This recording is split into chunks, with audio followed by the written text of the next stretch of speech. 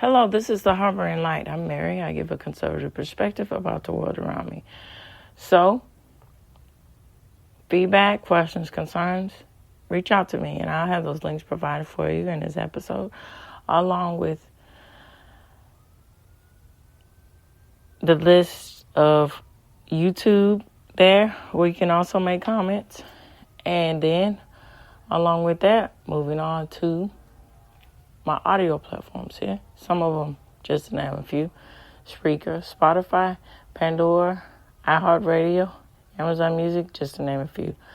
All right, so this episode wraps up this month the theme of fashion, and it's all about, I'm going to give my thoughts about the reality TV show, The Rachel Zoe Project. And then I'm also going to talk about the aspects of the Rachel Zoe and her brand line, and then, just give my thoughts about that, and then give some facts, and there you go. All right, here we are, and let's get into it.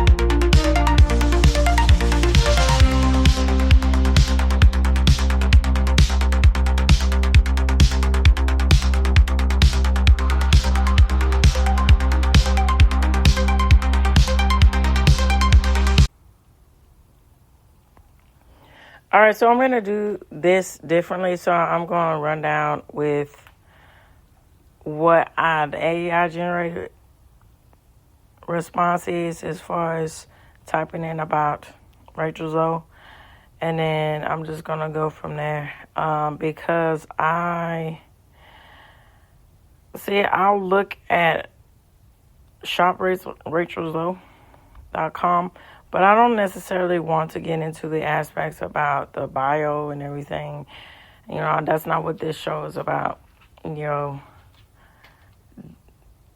Giving that information, just centering around that. No, it's about the aspects of how a show like this was.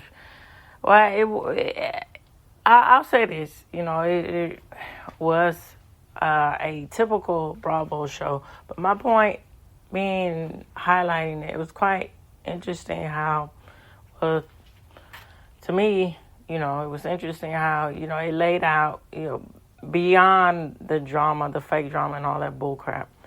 But it laid out the aspects of the reality of situations of work ethic and what it takes for the most part about the aspects of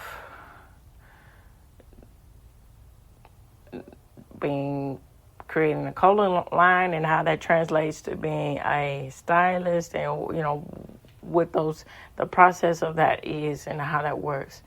And also the aspects is quite interesting before I get into everything in the aspects about with celebrity and then Hollywood and all that stuff, how that, if you let it, that can get to you. It's quite interesting, time will tell about that. Time told about the aspects, and time will tell about other aspects. And, it's quite interesting, too, with, mentioning, for instance, a Harvey Weinstein party and so forth, and then so on. And then the aspects of, why does that have to be, my point of view, why does that have to be where you have to smooge with so many people in order to, say that you're relevant or, network all the time? Shouldn't there be a balance with that? And I think this show was trying to showcase that too. And there was a lot of different elements in the show. So, okay, I'll get I'll touch on a little bit of that later. So, here we go. So, birth and life. So, New York, she's from New York, and she grew up in Milburn, New Jersey, and moved to New York, as I stated. So, her career. She started her career at YM Magazine at the age of 22. She then transitioned to freelance public relations before becoming a fashion stylist. And I think those really correlate a lot because, PR is all about the image and how that's controlled. And so, it makes a whole lot of sense that if you have a flair for fashion or that's more of an interest to you to go into being a stylist. And so particularly it was quite interesting that she highlighted and she made it known that, when she was first a stylist, she started out styling for musicians and so forth. And that's quite interesting with that aspect of the music industry. That's very prevalent to have a tailored look because, again, like I was saying before, what you wear is a walking billboard about your personality, and it's also quite, relatable to for music because there's different genres, and then when you think about it, and that boils down to the image that it portrays. So, when you get into all these different subcategories of music and so forth, it still, again, is the music speaks for itself, but also the image and what the musicians and so forth wear, and their also with their performance, how that goes hand in hand, the wardrobe and the music. All right, so clients and shows. Her clients have been included with numerous celebrities such as Cameron Diaz, Kate Hudson, and Jennifer Lawrence. She also starred in the Bravo reality TV show, as I'm talking about, Rachel Zoe Project, from 2008 to 2013. So business ventures. Rachel Zoe launched her fashion brand in 2011 and manages the lifestyle of the brand, the Zoe Report, which is a newsletter, and it began in 2009. She also launched Box of Style. This is a service that delivers curated goods to subscribers. All right, so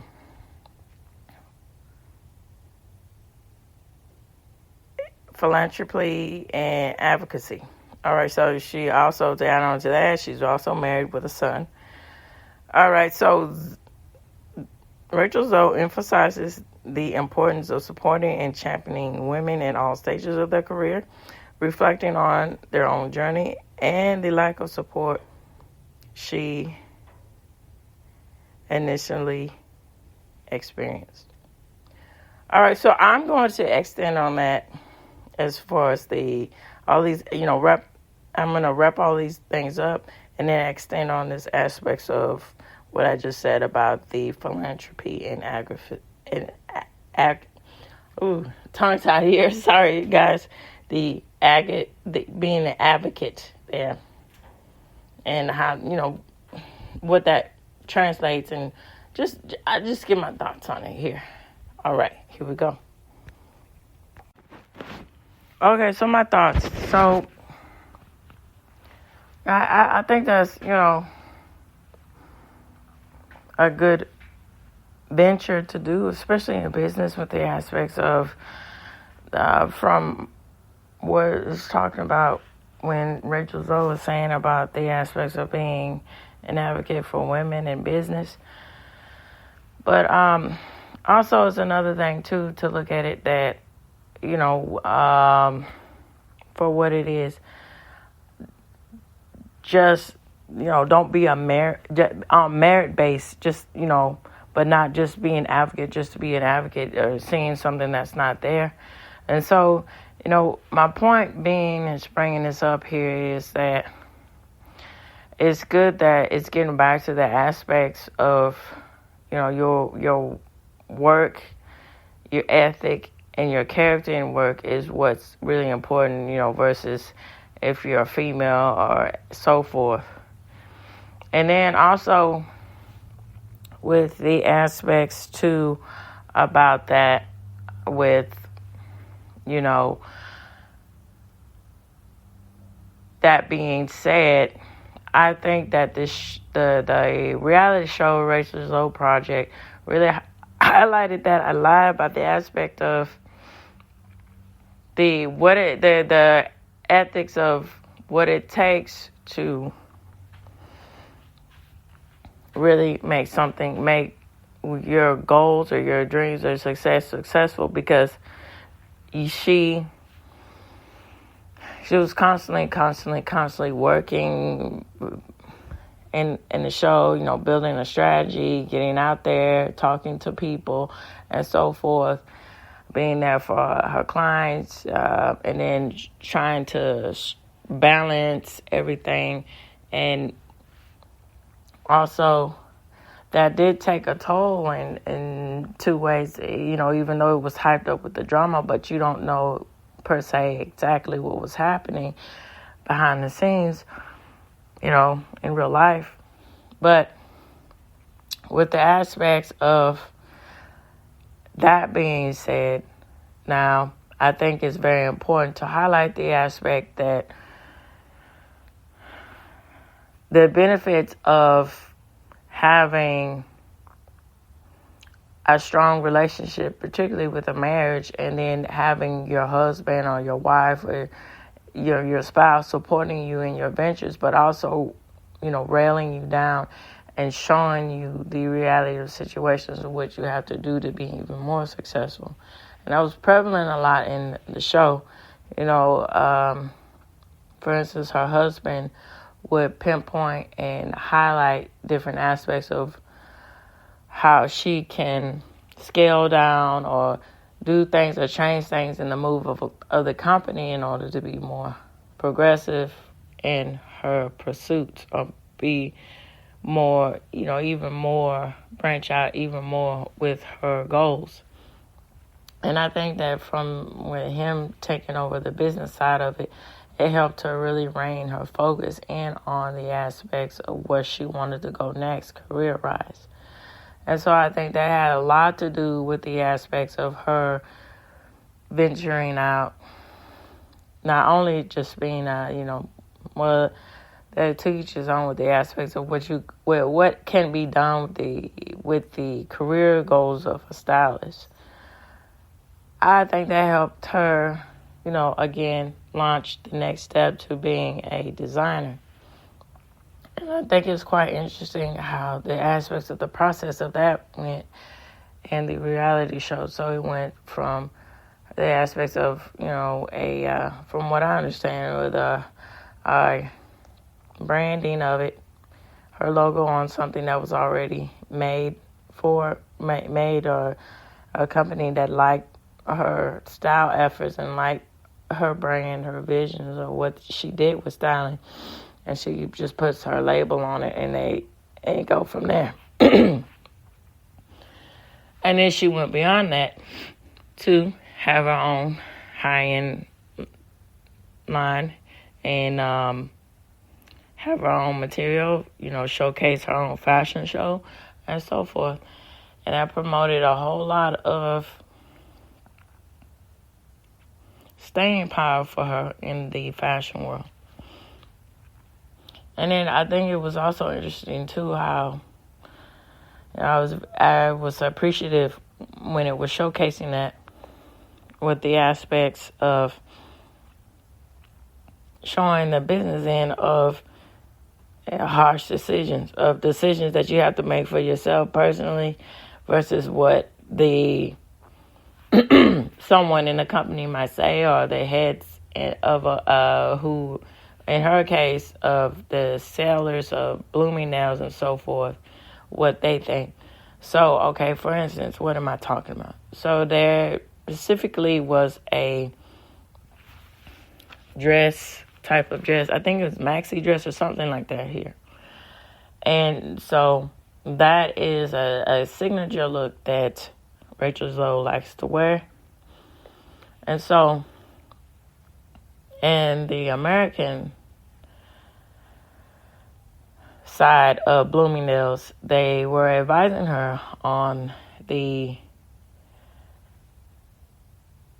clothing, well, the buying end of it. That I don't think that's a good idea because they don't sell all that well. So, that's not, we stock up a whole lot in it. And so that disappointed her because she understood the versatility of wearing a maxi dress here and what they can bring. And then that is she, suitable and appropriate for a lot of different occasions or so forth in a woman's life here. And when she did her runway show and everything, and it was stuff that people were asking for, they weren't on in her stores, and then internationally they were asking for maxi dresses more. She had to make the decision to talk to them, but also respectively to help them understand that it's important for you to communicate these things with me because the customers are important. They come first, and that should be taken care of. And that's something to take notice of, too, and that's a good ethic. Those are really good ethics to have when you're running a business. And, of course, on the outside looking in, it's a typical trope to have, in reality, particularly when you get into the shows like this, which I will, expand on later on, throughout the years, sprinkle it in different shows. But, reality shows like this, they really showcase that aspects of, I am captain of my energy, and here I am to show you the ways of your errors and so forth. But it was just a nice, different edge to solely focus. The show solely focuses in on Rachel Zoe and her business, and her then trying to showcase her authenticity or her originality with her line and so forth, and what her visions or what she thinks about as far as the aspects of fashion and so forth. All right, so I'm going to wrap up and talk about an article that, well, I guess you could say article per se, but it's more in depth with her and her visions and so forth, because it's one of those things, particularly with her being so connected or plugged into Hollywood and celebrity, that most of the stuff that I was finding, it was either a biography. It wasn't really essentially what I'm talking about here, getting my point here across, is that it didn't just give a factual aspect of the business details of everything, and just mainly focus on the, personal aspects and so forth. So I think what I'm about to read is a really good in-depth analysis or a balance of everything. All right, here we go. All right. And of course, this source will be provided for you. All right, so let's just get right in. So it says, famous for being a big-name stylist to the stars, Rachel Zoe began to be a celebrity in her own right after her own success of her reality TV show, The Rachel Zoe Project, on Bravo. So, as a stylist with impeccable taste, Zoe lived and breathed fashion from the moment she moved to Los Angeles to dress the stars. Some of her clients, as I was saying, Kate Hudson, Nicole Richie, and Cameron Diaz. So, determined to make a bigger name for herself, she started on her popular reality show before trying her hand at designing. Despite no formal training, Rachel Zoe's fashion brand proved to be a massive success, particularly her boho chic jewelry. And yeah, she made that very prevalent to that she really likes the aesthetic of the mod boho chic look, which is, again, as I was stating before, and casual wear on Wednesday, where that gives a sort of classic, chic, modern, international feel to it, to where it's very youthful, but at the same time, it's quite sophisticated. It's just like more. I'm speaking from my point of view here. This is how I perceive the mod look. It's like a more playful version of film noir type of style, All right, so particularly her boho chic jewelry, flowing handbags, and footwear, always front row and center at the biggest runway shows. Zoe became a beloved fixture in virtually every facet of the fashion industry. So, by the mid to late 1990s, Zoe was landing clients who entrusted her personal style with her. They entrusted her. She moved to Los Angeles and became a stylist. And it says later under Zoe, it went from Nicole Richie, that is, this is the PR background of her. She changed her personality with how she styled her, and she started to look more glamorous and so forth. And other Hollywood clientele included Misha Barton, Lindsay Lohan, Keira Knightley, among others.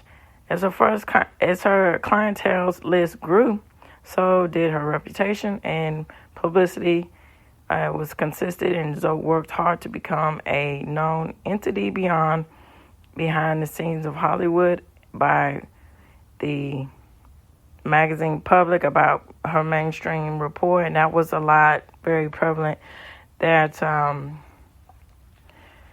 with the negativity that was, unfortunately that happens with being in Hollywood, and then being a notable person.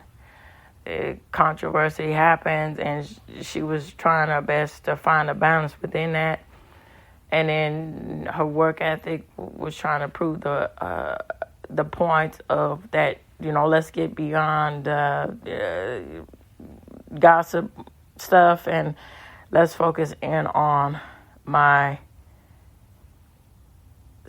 style, what I made a name for myself, and then eventually my clothing line and so forth.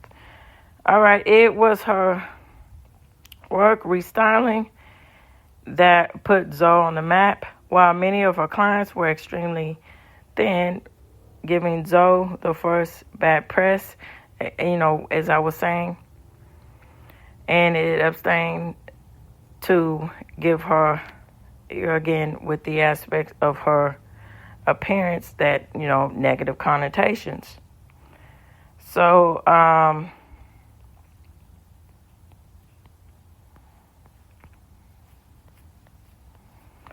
I am going to end by saying this, and I'm going to go further out.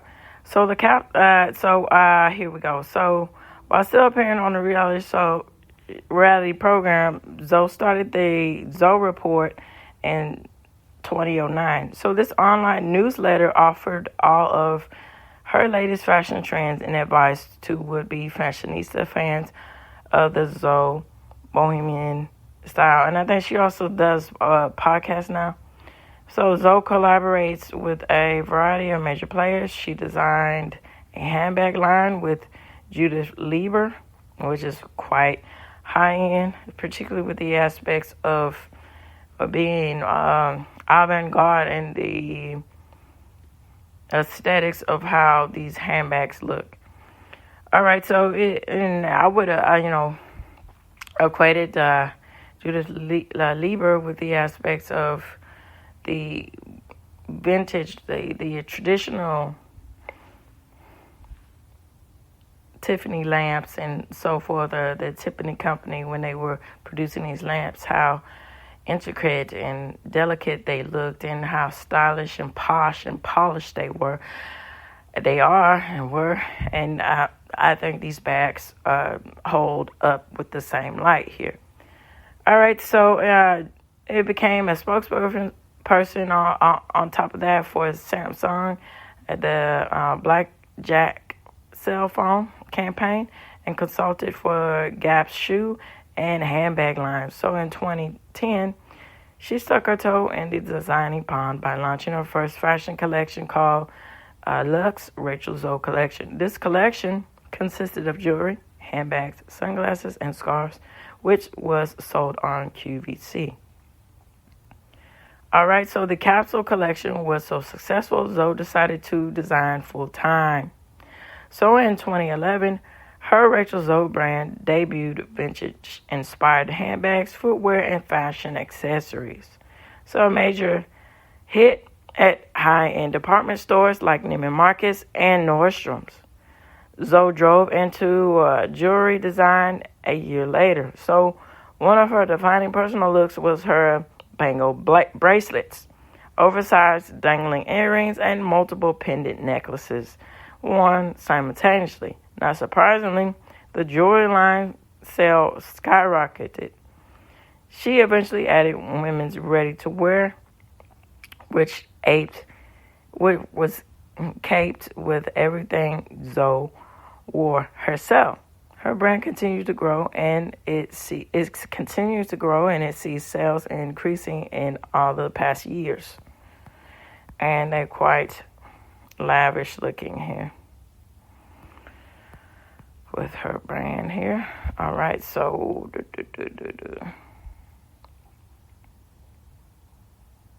all right, so this is a good wrap up of about the aspects of Rachel Zoe and her identification and value. So Rachel Zoe's apparel can be identified by its bohemian style, animal prints, and flowing couture. Her added touches like fringe and faux fur were commonplace. She is most famous for her calf-like gowns, wide-leg pants, tuxedo jackets, and faux fur vests. Jewelry-wise, her gypsy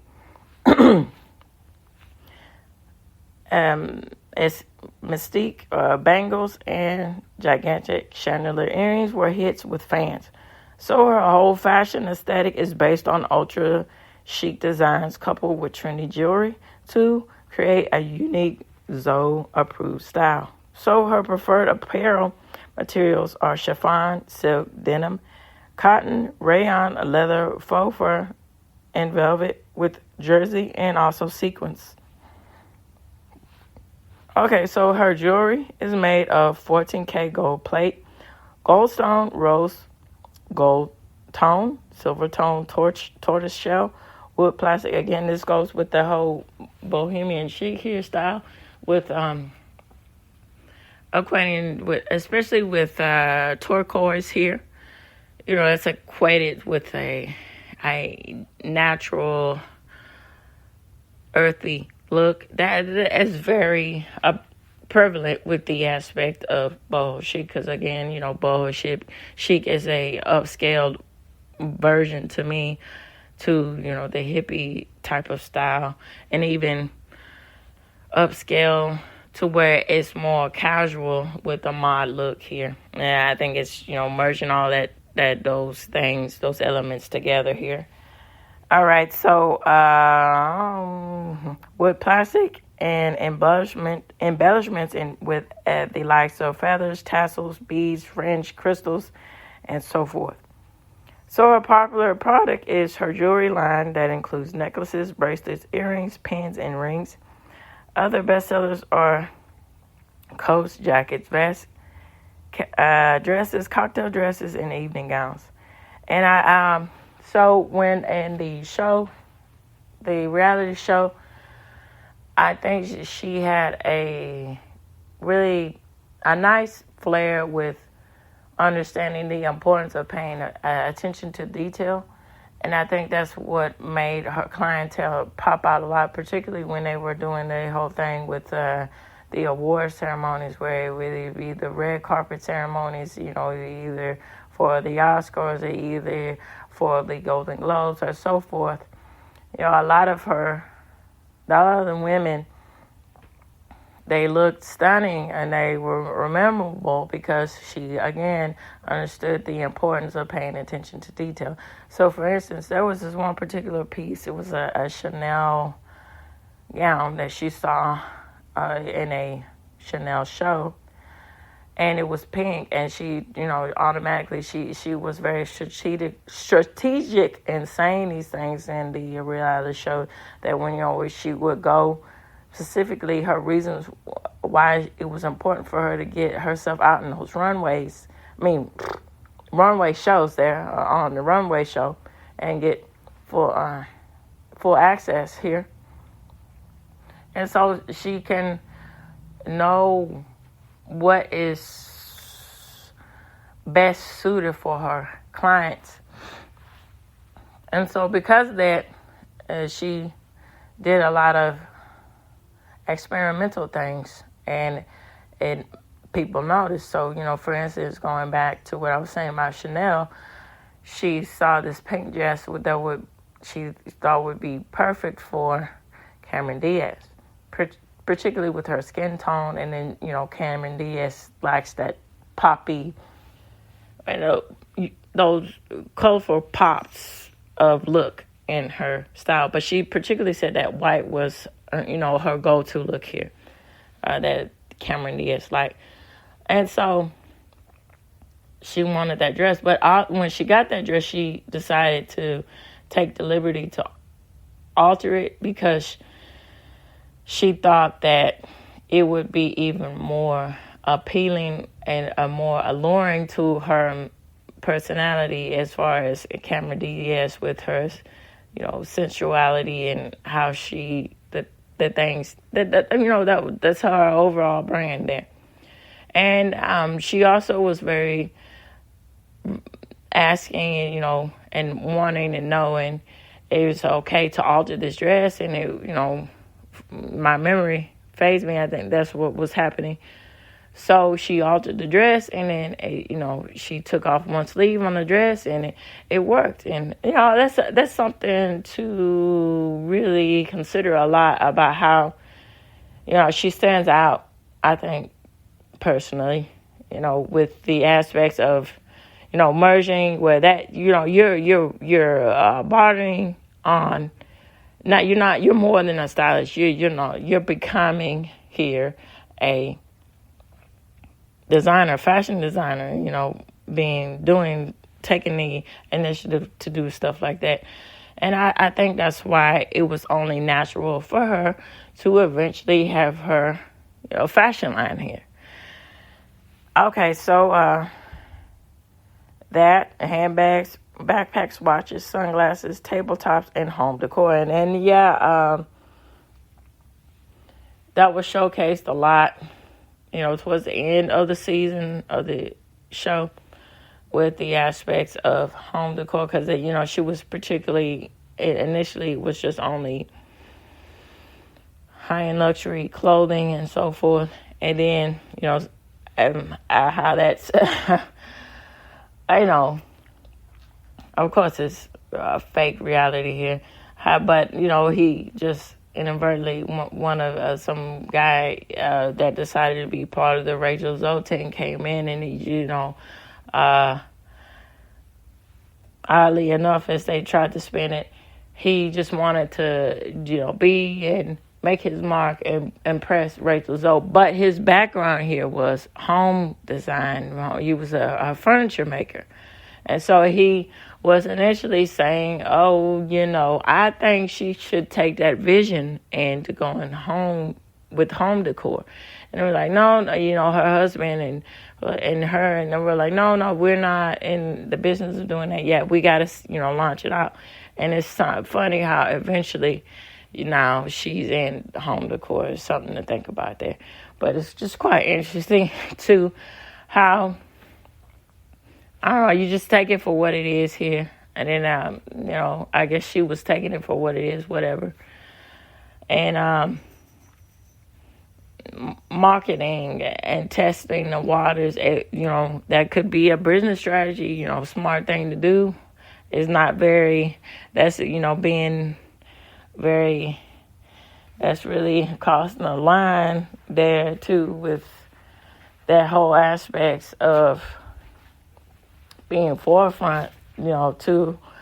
But I don't know. It's something to think about how that all played out, that now her brand is in home decor along with fashion, initially women's fashion that she made her name off of. All right, so I'd like to know what your thoughts are about my aspects of talking about fashion in the month of January, or questions, comments, concern about it. I'd like to know what your aspects about the reality TV shows like this, particularly fashion reality TV shows, particularly business reality TV shows, and so forth. Feel free to reach out to me. And as I was saying, this is the wrap up for this month about style. But I'm going to continue out talking about style on Fridays until I get into the next part of talking about the cultural impact of literature on Fridays. And then, as appreciation for all you listeners out there to, sitting around the cities, countries, about fashion and literature and so forth, and music, and maybe music. That's up in the air. But other aspects of what I think is, a vital thing that's important to, look at for the aspects of what that says to a culture or society, and having its importance or not so importance of what that brings to the table here. All right, with all of that said, this reaches the end of the Harboring Light. Tune in, turn up, and absolutely take care. Bye-bye for now.